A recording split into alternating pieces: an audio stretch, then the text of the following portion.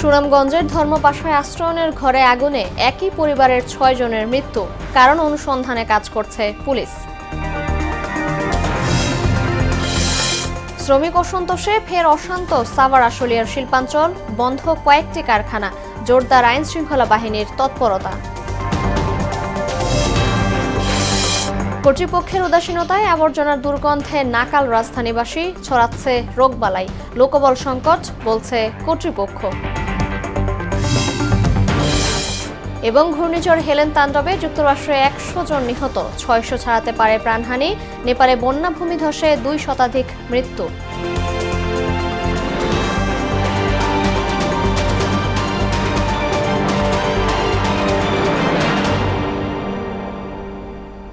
আসসালামু আলাইকুম, সবাইকে মোহনা সংবাদে স্বাগত। শুনছিলেন শিরোনাম, সঙ্গে আছি মার্জিয়া দিশা। এবার বিস্তারিত। সুনামগঞ্জের ধর্মপাশায় আশ্রয়ণ প্রকল্পের ঘরে আগুন লেগে ২ নারী সহ ৬ জনের মৃত্যু হয়েছে। মধ্যরাতের উপজেলার জয়শ্রী ইউনিয়নের সিমের সরকারি আশ্রয়ণ প্রকল্পের ঘরে এই ঘটনা ঘটে। সকাল ৮টায় উপজেলা নির্বাহী কর্মকর্তা মোহাম্মদ গিয়াসউদ্দিন অগ্নিকাণ্ডের ঘটনাটি নিশ্চিত করেছেন। এদিকে ধর্মপাশা সার্কেলের সহকারী পুলিশ সুপার আলী ফরিদ ও ধর্মপাশা থানার পুলিশের ভারপ্রাপ্ত কর্মকর্তা এনামুল হক ঘটনাস্থল পরিদর্শন করেছেন। অগ্নিকাণ্ডের ঘটনায় নিহতরা হলেন পরিবারের প্রধান এমারুল হোসেন, তার স্ত্রী পলি ও তাদের ৪ সন্তান। তবে আগুনের সূত্রপাত সম্পর্কে এখন পর্যন্ত কিছু জানা যায়নি। শ্রমিক অসন্তোষে আবারও অশান্ত হয়ে উঠেছে সাভার আশুলিয়ার শিল্পাঞ্চল। সোমবার আশুলিয়ায় বার্ডস গ্রুপ নামের একটি কারখানা হঠাৎ করেই বন্ধ ঘোষণা করার পর থেকে শ্রমিকরা ঢাকা-টাঙ্গাইল মহাসড়ক অবরোধ করে রাত পর্যন্ত আটকে রাখে, যার কারণে ঢাকা-টাঙ্গাইল মহাসড়কে এখনও রয়েছে তীব্র যানজট। এর আগে টঙ্গাবাড়ি মণ্ডল গ্রুপের শ্রমিকদের সাথে আইন শৃঙ্খলা বাহিনীর ধাওয়া পাল্টা ধাওয়ার পর পরিস্থিতি কিছুটা স্বাভাবিক হয়। তবে আজ সকালে শ্রমিকরা নিজ নিজ কর্মস্থলে যোগ দিলেও পরে পরিস্থিতি উত্তপ্ত হয়ে ওঠে। শেষ খবর পর্যন্ত পোশাক শ্রমিকরা রাস্তা অবরোধ করলে পরিবহন শ্রমিকরা তাতে বাধা দেয়। এতে সংঘাতে জড়িয়ে পড়ে দুপক্ষ। এলাকায় আইন শৃঙ্খলা বাহিনীর তৎপরতা জোরদার করা হয়েছে। সেখানকার সবশেষ খবর জানাতে সরাসরি যুক্ত হচ্ছেন সহকর্মী মেহেদি হাসান। মেহেদি, এখন কেমন দেখছেন শিল্পাঞ্চলের পরিস্থিতি?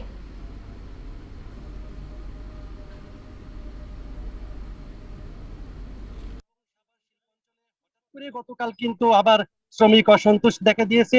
আমি যদি আপনাকে জানিয়ে রাখি যে গতকাল মন্ডল গ্রুপের এই যে শ্রমিকরা রয়েছে, সেই শ্রমিকরা কিন্তু তাদের কিছু দাবি দাওয়া নিয়ে কিন্তু তারা রাস্তায় নেমেছিল। এর সময় কিন্তু পুলিশ এবং শ্রমিকের ভিতরে ধাওয়া পাল্টা দেওয়া হয়। এক পর্যায়ে কিন্তু পুলিশ রাবার বুলেট ছুড়ে এবং সে গুলিবিদ্ধ হয়ে কিন্তু চারজন শ্রমিক কিন্তু হাসপাতালে ভর্তি হয়। সেক্ষেত্রে সেই জায়গায় কিন্তু একজন শ্রমিক, কাউসার নামে একজন শ্রমিক, সে মারা যায়। আর একটা বিষয় আপনাকে যদি একটু জানিয়ে রাখি যে আশুলিয়ার বাইপালে যে বার্ডস গ্রুপ রয়েছে, সেই বার্ডস গ্রুপ গতকাল যে স্যালারি দেওয়ার কথা ছিল, সেই স্যালারি না দিয়ে কিন্তু বার্ডস গ্রুপ তাদের ছুটি ঘোষণা করার পরে কিন্তু শ্রমিকরা খুব অসন্তোষ প্রকাশ করে। এবং ঢাকা টাঙ্গাইল যে মহাসড়কটি রয়েছে, সেই ঢাকা টাঙ্গাইল মহাসড়ক কিন্তু সকাল থেকে রাত পর্যন্ত কিন্তু তারা অবরোধ করে রাখে। এবং আজকেও কিন্তু তারা সেই রাস্তাটি অবরোধ করে রেখেছে, আমরা যতটুকু জেনেছি। এবং আমরা এক পর্যায়ে জেনেছি যে এই যে যারা পরিবহন শ্রমিক রয়েছে, সেই পরিবহন শ্রমিকের সাথে গার্মেন্টস শ্রমিকের সাথে কথা কাটাকাটি হয় এবং এক পর্যায়ে তারা কিন্তু ধাওয়া পাল্টা দেওয়ার ঘটনা ঘটে। আর এদিকে যদি আমি একজন লোকের সাথে, একজন ড্রাইভারের সাথে কথা বলে একটু জানার চেষ্টা করবো যে তিনি কখন থেকে এখানে বসে আছে। আপনি এদিকে আপনি কোথায় থেকে আসছেন এবং এখানে কত সময় ছিলেন? থেকে আসছি, গাড়ি সুন্দরবনে গাড়ি চালাই। আমি এখানে রাত 4টা থেকে বসা, রাত 4টা থেকে বসা, এইখানে 4টা থেকে বসা বসা থাকার পর এই পর্যন্ত ওই বসাই এই বিরক্ত করে রাস্তায় এসে একটু সময় দাঁড়াইছি। আপনাদের আইসা পাইলাম। আমাদের এই আমাদের বক্তব্য। আমাদের যে কি একটা কষ্ট, একমাত্র পুরো আল্লাহ ছাড়া কারো কাছে বলা যায় না। যে কি অবস্থা দেখলি, যে রাত্রে কালকে রাত্রে গাড়ি ছাড়ি বগুড়ার থেকে সন্ধ্যা 7টায় এই পর্যন্ত দেখেন খাওয়া নাই, খাওয়া নাই, দাওয়া নাই, কিচ্ছু নাই। তাই কি বলবো, জানেন আমাদের একটা ব্যবস্থা করলে হয়তো শ্রমিকদের দাবি দাওয়া যা আছে তারা মাইনা নেওক বা তাদের ব্যাপার, কিন্তু আমাদের একটু সুযোগ সুবিধা দিলে হয়তো আমরা যাইতে পারি।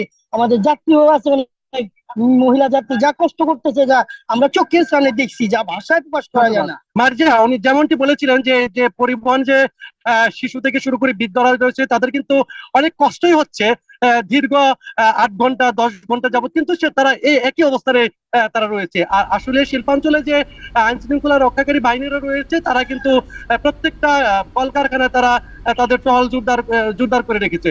তো এই ছিল ঢাকা টাঙ্গাইল মহাসড়কের সর্বশেষ তথ্য। মার্জিয়া। মেহেদী, ধন্যবাদ আপনাকে। ডেঙ্গু আক্রান্ত হয়ে দেশে আরও 5 জনের মৃত্যু হয়েছে। রোববার সকাল 8টা থেকে পরবর্তী 24 ঘন্টায় ভাইরাসটিতে আক্রান্ত হয়ে হাসপাতালে ভর্তি হয়েছে আরও 1152 জন। এর মধ্যে ঢাকা উত্তর সিটিতে 252 এবং দক্ষিণে 187 জন, বাকিরা ঢাকার বাইরের। স্বাস্থ্য অধিদপ্তরের হেলথ ইমার্জেন্সি অপারেশন সেন্টার ও কন্ট্রোল রুম থেকে পাঠানো এক সংবাদ বিজ্ঞপ্তিতে এ তথ্য জানানো হয়েছে। সবশেষ 24 ঘন্টায় সারা দেশে 982 জন ডেঙ্গু রোগী হাসপাতাল থেকে ছাড়পত্র পেয়েছেন। এদিকে প্রচণ্ড গরমে মুন্সিগঞ্জের হাসপাতালগুলোতে বেড়ে গেছে ডায়রিয়া, নিউমোনিয়া ও সর্দি জ্বরে আক্রান্ত রোগীর সংখ্যা। একই সাথে বাড়ছে ডেঙ্গু রোগীও। তাদের বেশিরভাগই বয়স্ক ও শিশু। প্রচণ্ড গরমে বিশুদ্ধ পানি ও তরল জাতীয় খাবার খাওয়ার পরামর্শ দিয়েছেন চিকিৎসকরা। মুন্সিগঞ্জ থেকে মোহাম্মদ সুজনের প্রতিবেদন জানাচ্ছেন আফরিন পপি। মুন্সিগঞ্জে 250 শয্যা বিশিষ্ট জেনারেল হাসপাতালে গত এক সপ্তাহে অন্তত 300 রোগী ভর্তি হয়েছে, যার অধিকাংশই ডায়রিয়া, নিউমোনিয়া, সর্দি ও জ্বরে আক্রান্ত। সেই সাথে দিন দিন বাড়ছে ডেঙ্গু রোগীর সংখ্যাও, যাদের বেশিরভাগ বয়স্ক ও শিশু। হঠাৎ রোগীর চাপ বাড়ায় সেবা দিতে হিমশিম খাচ্ছে হাসপাতাল কর্তৃপক্ষ। জ্বর ছিল, তারপরে পাতলা পায়খানা, বমি, শরীর ব্যথা, তারপরে ডাক্তার কাছে আনছি, তারপরে বলছে ডেঙ্গু হয়েছে। আমার ডেঙ্গুটা পাইছিল ঢাকা থেকে, পরীক্ষা করে ওষুধ খাওয়াইছিলাম, কমে নেই, আবার নিয়ে আইছি, তখন ভর্তি দিচ্ছি। ডক্টর চিকিৎসা দিতে আছে আর কি, ওষুধ পাল্টায় দিতে আছে। অনেক রোগী ডাক্তার সংকলন হইতেছে না, নার্সরা ঠিক মতন সেবা দিতে পারতেছে না। ডেঙ্গু রোগী সহ অন্যদের সদর হাসপাতাল ও জেলার বিভিন্ন উপজেলা হাসপাতালে চিকিৎসা সেবা দেওয়া হচ্ছে জানিয়ে বিশুদ্ধ পানি ও তরল জাতীয় খাবার খাওয়ার পরামর্শ দিলেন এই চিকিৎসক। যতটা সম্ভব বাসায় থাকা এবং পর্যাপ্ত পরিমাণে লিকুইড খাবার খাওয়া, মানে পানি জাতীয় খাবার খাওয়া, আর যে বাইরের খাবার নাই খাওয়া। যেহেতু এই সময়ে বাইরের গরমের কারণে মানুষ বাইরের খাবার খায়, আর সেক্ষেত্রে এগুলো খেলে আবার ডায়রিয়ার প্রাদুর্ভাব বেড়ে যায়, কিন্তু বাইরের খাবারটা না খাওয়াই উত্তম। হঠাৎ রোগীর চাপ বেড়ে গেলেও সাধ্যমতো চিকিৎসা সেবা দেওয়া হচ্ছে বলে জানালেন এই কর্মকর্তা। আউটডোরে হঠাৎ করে রোগীর চাপ অনেক বেড়ে গেছে। আমাদের নর্মালি যেখানে 1500 থেকে 1800 রোগী হতো, এখন সেটা প্রায় 2200 থেকে 2500 পর্যন্ত আউটডোরে রোগী হচ্ছে আর কি। ডায়রিয়ার সংখ্যাটাও একটু আমাদের বাড়ছে আর কি। তো এই মোটামুটি, তবে আশঙ্কাজনক কিছু নেই। রোগী বেশি হলেও এত সিরিয়াস কিছু না যে এখনই মানুষ বেশি উৎকণ্ঠার কিছু নেই। আমরা ডাক্তাররা বা আমাদের মুন্সিগঞ্জ জেনারেল হসপিটাল, আমরা মুন্সিগঞ্জবাসীর পাশে আছি। হাসপাতাল থেকেই রোগীদের পর্যাপ্ত ওষুধ সরবরাহ করা হচ্ছে বলেও জানান তিনি। আফরিন পপি, মোহনা সংবাদ। সুষ্ঠু বর্জ্য ব্যবস্থাপনার অভাব এবং নগর কর্তৃপক্ষের উদাসীনতায় আবর্জনার দুর্গন্ধে নাকাল রাজধানীবাসী। সময় মতো বর্জ্য অপসারণ না করায় পচে দুর্গন্ধ ছড়াচ্ছে পাহাড় সম আবর্জনা, ছড়াচ্ছে রোগবালাইও। ঢাকা উত্তর সিটি কর্পোরেশনের মুখ্য বর্জ্য ব্যবস্থাপনা কর্মকর্তা ক্যাপ্টেন মোহাম্মদ ফিদে হাসান জানিয়েছেন, সরকার পতনের পর অনেক কর্মকর্তা কর্মচারী অফিসে আসছেন না, ফলে আবর্জনা অপসারণে বেগ পেতে হচ্ছে। সুরাইয়া মনির রিপোর্ট। দেশে প্রতিদিন ৩৫০০ টন কঠিন বর্জ্য উৎপাদন হচ্ছে। সঠিক ব্যবস্থাপনার অভাবে তা যেমন জনভোগান্তির কারণ হয়ে উঠছে, তেমনি পরিবেশের জন্য ক্ষতির কারণও হয়ে দাঁড়াচ্ছে। সময়মতো সরিয়ে না নেওয়ায় সড়কের পাশে ফেলে রাখা আবর্জনায় হামলে পড়ছে কুকুর বেড়াল, ফলে বাড়ছে দুর্গন্ধের মাত্রা। এতে বাড়ছে পথচারী সহ আশপাশের বাসিন্দাদের যন্ত্রণা, ছড়াচ্ছে রোগবালাই ও মশামাছির উপদ্রব। আগে যেভাবে নিয়মিত ময়লা নেওয়া হতো আর কি বাসাবাড়ি থেকে, আসলে ওইরকমভাবে এখন নেওয়া হচ্ছে না, ফলে এলাকার অনেক ময়লা আবর্জনা স্তূপ হয়ে গেছে এবং দুর্গন্ধযুক্ত হচ্ছে, এবং এতে মশা বাড়তেছে। ভ্যান গাড়ি অসুস্থতা বা বৃষ্টির কারণে যাইতে পারে না, তার জন্য বাসাবাড়িতে ময়লা আটকে যায়। আবর্জনা অপসারণে নগর কর্তৃপক্ষের উদাসীনতা বরাবরই প্রশ্নবিদ্ধ। গেল ৫ আগস্ট সরকার পতনের পর এতে যোগ হয়েছে নতুন অজুহাত। হোল্ডিং ট্যাক্স দিচ্ছি এবং সিটি কর্পোরেশনের বিল পে করতেছি, আমাদের সেই হিসাবে যে আমাদের যে সার্ভিসটা আমরা পাওয়ার কথা সেই সার্ভিস থেকে আমরা বঞ্চিত। আমরা এখনও 1 সপ্তাহ 2 সপ্তাহ হয়ে যাচ্ছে সিটি কর্পোরেশন থেকে আমাদের বাসাবাড়ির ময়লাগুলো নিয়ে যাচ্ছে না। বিভিন্ন সময় দলের নাম ভাঙায় হোক, এলাকায় সন্ত্রাসী করে হোক, ময়লার একটা সিন্ডিকেট প্রত্যেকটা এলাকায় তৈরি হয়ে গেছে। ঢাকা উত্তর সিটি কর্পোরেশনের মুখ্য বর্জ্য ব্যবস্থাপনা কর্মকর্তা ক্যাপ্টেন মোহাম্মদ ফিদা হাসান বলেন, বর্জ্য ব্যবস্থাপনার জন্য প্রতি ওয়ার্ডে 2টি করে ট্রান্সফার স্টেশন থাকা প্রয়োজন, অথচ কোথাও আছে মাত্র 1টি, কোথাও আবার সেটিও নেই। সরকার পতনের পর এই সমস্যা আরো প্রকট হয়েছে বলে জানান তিনি। সেকেন্ডারি ট্রান্সফার স্টেশনগুলি যথেষ্ট নয়, কারণ যেই পরিমাণে যে ঘন বসতিপূর্ণ আমাদের এলাকা, সেখানে যেই পরিমাণ বাসা থেকে বর্জ্য আসে সেটির জন্য একেবারেই যথেষ্ট নয়। আমাদের হিসাবে যে একটা ওয়ার্ডে ন্যূনতম পক্ষে কিন্তু 2টি আমাদের ট্রান্সফার স্টেশন থাকা প্রয়োজন, সেখানে আছে 1টি এবং অনেক জায়গায় নাইও। আন্ডারগ্রাউন্ড বর্জ্য ব্যবস্থাপনা কাজ চলছে জানিয়ে তিনি বলেন, স্মার্ট এসপিএস তৈরি হলে সংকট অনেকটাই কমে আসবে। আন্ডারগ্রাউন্ড এসটিএস নির্মাণ, সেটির আমরা একটা পাইলটিং আমাদের কার্যক্রম, আমাদের প্রসেসটা চলমান আছে। সুরাইয়া মুন্নি, মোহনা সংবাদ, ঢাকা। সারা দেশে বন্যা পরিস্থিতির উন্নতি হলেও উত্তরাঞ্চলে অবনতি হয়েছে। রংপুরে তিস্তা নদীর পানি কমতে শুরু করলেও নিম্নাঞ্চলে এখনও পানিবন্দী 30,000 মানুষ। কুড়িগ্রাম ও লালমনিরহাটেও একই অবস্থা। নিচু এলাকায় অনেকের ঘরবাড়িতেও পানি ঢুকে পড়েছে। এদিকে পানি কমতে শুরু করায় বন্যা দুর্গত এলাকায় তীব্র হয়েছে নদী ভাঙন। বিস্তারিত জানাচ্ছেন শারমিন স্বর্ণা। রংপুরে তিস্তা নদীর পানি কমতে শুরু করেছে, তবে ক্ষতিগ্রস্ত হয়েছে ফসলের ক্ষেত ও রাস্তাঘাট। বন্যায় স্থায়িত্ব কম হওয়ায় কিছুটা স্বস্তির নিঃশ্বাস ফেলছে বন্যা কবলিত অঞ্চলের মানুষ। পানি আসার পর অনেক মানুষের মনে করতে ক্ষয়ক্ষতি অনেকটা হয়ে গেছে। ফসলের ক্ষেত মনে করতো ওটা তো নষ্ট হয়ে গেছে, যেলে বেড়াইছে হলে তো নষ্ট হয়ে গেছে। এখন যে নতুন সরকার আছে কি করবে, এখন নতুন সরকার আমরা চাই বেরিবান। লালমনিরহাটে বন্যা পরিস্থিতির উন্নতি হচ্ছে। তিস্তার পানি বিপদসীমার 52 সেন্টিমিটার নিচ দিয়ে প্রবাহিত হচ্ছে। পানি নামতে শুরু করেছে বাড়িঘর থেকে। এদিকে পানি কমতে থাকায় তিস্তা নদীর বিভিন্ন এলাকায় দেখা দিয়েছে নদী ভাঙন। রাজপুর, খুনিয়াগাছ, গোকুন্ডা, হরিণচড়া সহ তিস্তার 10টি পয়েন্টে ভাঙন তীব্র আকার ধারণ করেছে। এতে বিলীন হচ্ছে আবাদি জমি, বসতভিটা সহ বিভিন্ন স্থাপনা। কুড়িগ্রাম, নীলফামারী, গাইবান্ধার বিস্তীর্ণ এলাকা প্লাবিত হয়েছে। অনেক এলাকায় দেখা দিয়েছে নদী ভাঙন। শারমিন স্বর্ণা, মোহনা সংবাদ। পদ্মা মেঘনা এবার ইলিশ কম ধরা পড়ায় হতাশায় চাঁদপুরের মৎস্যজীবীরা। জেলার মাছঘাটে চড়া দামে বিক্রি হচ্ছে ইলিশ, তবে ব্যবসায়ীরা বলছেন মৌসুমের বাকি সময় ইলিশের আমদানি বাড়লে দামও কমবে। চাঁদপুর থেকে রফিকুল ইসলাম বাবুর তথ্যে আর জানাচ্ছেন শারমিন স্বর্ণা।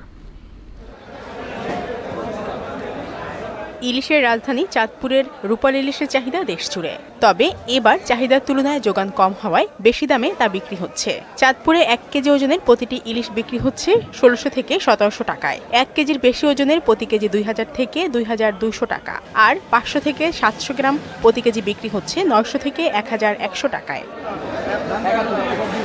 বর্তমানে ঘাটে প্রতিদিন 3 থেকে 400 মণ ইলিশ সরবরাহ হচ্ছে, যা বিগত বছরগুলোর তুলনায় কম বলে জানান সংশ্লিষ্টরা। গত বছরের তুলনায় এবছর মাছ অনেকটাই কম হয়েছে। সাগরও মাছ ছিল, চাঁদপুর নদীতে মাছ ছিল, এখন নদীতে মাছ কম, সাগরও মাছ কম। আর মাছ কম থাকার কারণে ক্রেতা বেশি, দামও বেশি। বিভিন্ন জায়গায় পাইকার আছে, কাস্টমার আছে, এই জন্য মাছটা আমরা কিলো বেশি দাম, ব্যস্তও বেশি দাম। নোয়াখালী সেনবাগ থেকে আসছি এখানে চাঁদপুরে ইলিশ মাছ কেনার জন্য, কিন্তু মাছের যে অবস্থা দেখি দাম অনেক বেশি, 2200 টাকা 2300 টাকা করে। এই ব্যবসায়ী নেতাও বললেন সাগর নদীতে পর্যাপ্ত ইলিশ না পাওয়ার কথা। এই বছর ইলিশের পরিমাণ অনেক কম, নদী এবং সাগর কোথাও ইলিশ পাওয়া যাচ্ছে না, পর্যাপ্ত পরিমাণ ইলিশ মাছ পাওয়া যাচ্ছে না। তো এই কারণেই আসলে ইলিশের দাম বেশি। তো সামনে যেটুকু সময় আছে ওই সময়টুকু যদি পর্যাপ্ত পরিমাণ ইলিশ মাছ নদী এবং সাগরে ধরা পড়ে, তাহলে আমরা আশা করছি ইলিশের দাম কমবে। সাগর থেকে পদ্মা মেঘনার বিচরণ ক্ষেত্র কমে যাওয়ায় প্রতি বছর ইলিশের প্রাপ্যতা কমছে বলেও মনে করেন তিনি। শারমিন স্বর্ণা, মোহনা সংবাদ। শেষ করব মোহনা সংবাদ, যাওয়ার আগে শিরোনামগুলো আরও একবার।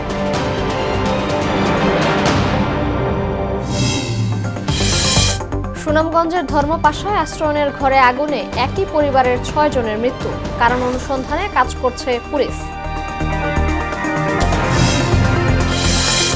শ্রমিক অসন্তোষে ফের অশান্ত সাভার আশুলিয়ার শিল্পাঞ্চল, বন্ধ কয়েকটি কারখানা, জোরদার আইন শৃঙ্খলা বাহিনীর তৎপরতা। কর্তৃপক্ষের উদাসীনতায় আবর্জনার দুর্গন্ধে নাকাল রাজধানীবাসী, ছড়াচ্ছে রোগবালাই, লোকবল সংকট বলছে কর্তৃপক্ষ। এবং ঘূর্ণিঝড় হেলেন তাণ্ডবে যুক্তরাষ্ট্রে 100 জন নিহত, 600 ছাড়াতে পারে প্রাণহানি। নেপালে বন্যা ভূমিধসে 2 শতাধিক মৃত্যু।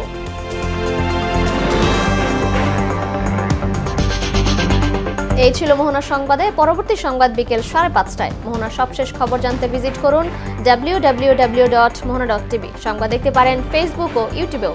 এতক্ষণ সঙ্গে থাকার জন্য ধন্যবাদ সবাইকে।